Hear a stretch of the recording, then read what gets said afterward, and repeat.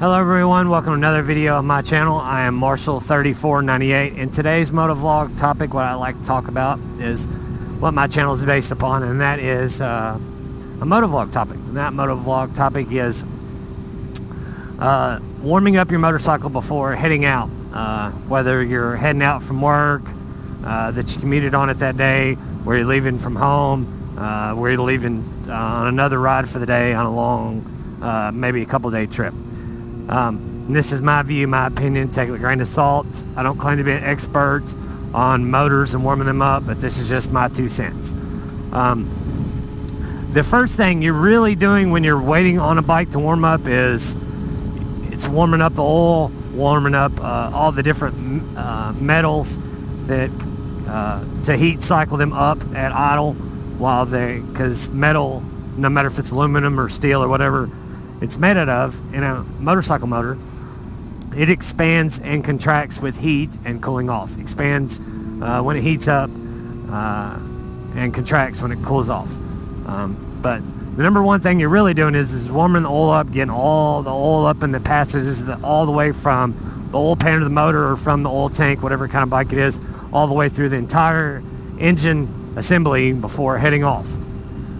This is especially important with bikes, in my opinion, like the first bike that I had that was not fuel injected like the bike I'm riding now, my 07 Yamaha FC6.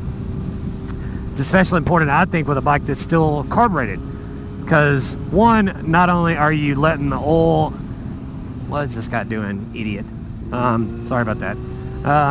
But not only are you letting the oil and everything and all the metals warm up and get working good as a whole assembly together as one, when a bike that's carbureted, you're making sure the bike is at optimum running performance. And it's really, in my opinion, kind of a big hazard to yourself and others around you if you're riding a carbureted bike, if you don't let it fully warm up where you take off with the choke completely off. Because if you go like this little side road here that I'm riding, it's gorgeous.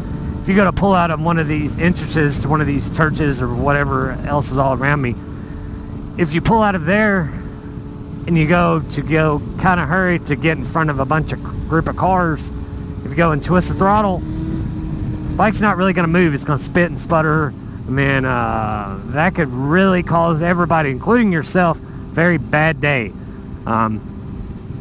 But just make sure, like I said, especially if you're riding a carburetor bike, that it's completely warmed up, chokes off, it idles fine on its own and all that stuff. Because the last thing you want to do is be riding with a choke on, like I said, not only pull out, but be riding and go to downshift for a curve or something like that. And then when you pull in the clutch, the bike doesn't want to idle and the bike dies. That's very bad on a motorcycle when entering and exiting corners, because on, those of you who ride know this, on entry of a corner, you want to slow it to appropriate safe speed for not only your bike, but your skill set, the road you're riding, etc. But you want to be able to roll out of the throttle to keep your momentum up, or just have a steady hand of throttle all the way through the curve, however you ride, whatever. But I just think it's something that's overlooked. I myself, even on my fuel-injected bike, it has a little temperature readout, as you can see here.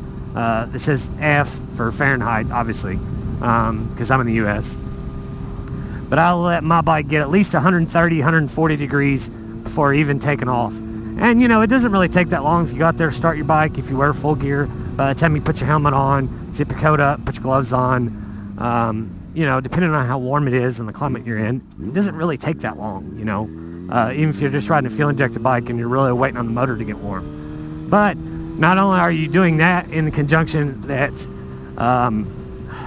if you're riding a bike that doesn't have an alternator, like some of the big touring bikes like the Gold Wings, don't quote me on this, most of the new BMW Boxer motor, the 1200s, have an alternator, so it doesn't really apply to them as much. But bikes like I'm riding that has, a stator and a rectifier, you're letting all that whole system charge the battery back up from that start. One of the top motovloggers that I watch a lot of, his channel on Sean Smoke, he says, and he's been a motorcycle mechanic for over 30 years, so I hold his opinion on this matter pretty high, but he says just from one crank, if the bike's dead warm, or if you're riding a fuel injected bike or whatever, from just one initial, just quick startup, just hit this button and immediately fires off.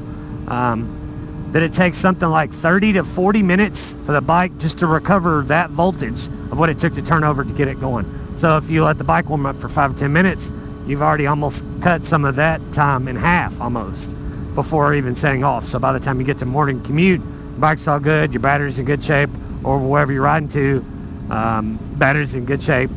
The number one thing that I've learned myself, not only having ATVs and stuff who have the same kind of charging system, that I learned from that is one thing you don't want to do in motorcycles. You don't want to jump off a motorcycle.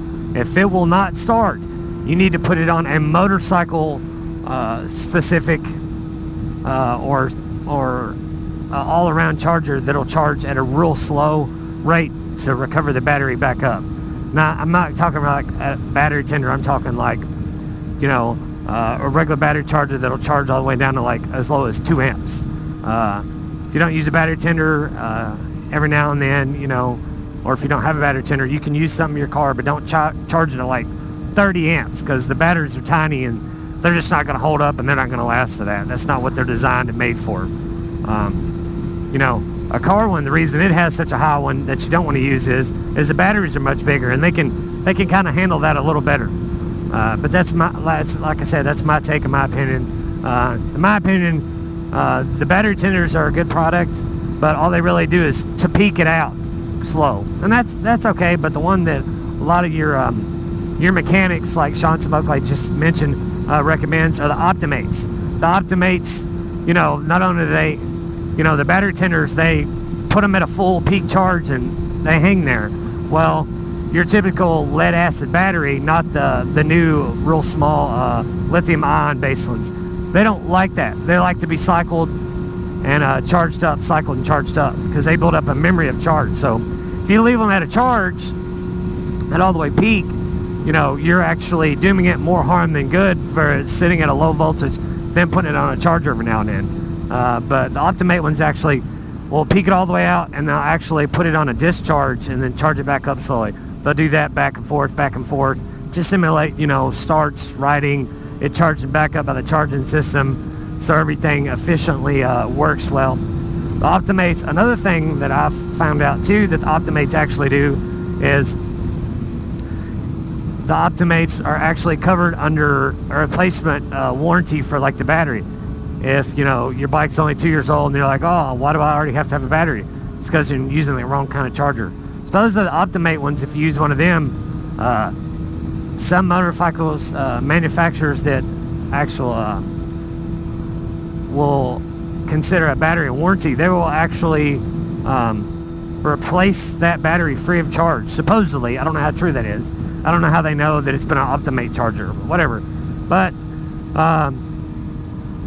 the whole video was really about warming that up. I didn't mean to get off on the whole battery thing, but that's another important topic that I think needs to be done, because that's your lifeline of getting to and from where you're going or wherever you're going, whether it's on a trip, commuting, out for a little afternoon ride, whatever.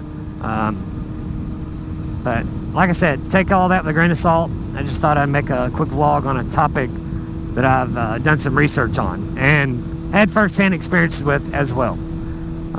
So on that, guys, ride safe. We'll see you on the next one. If you like this content, please leave me a like, a thumbs up, leave a comment. If you have any questions, I'll be more than happy to answer it whenever I have time.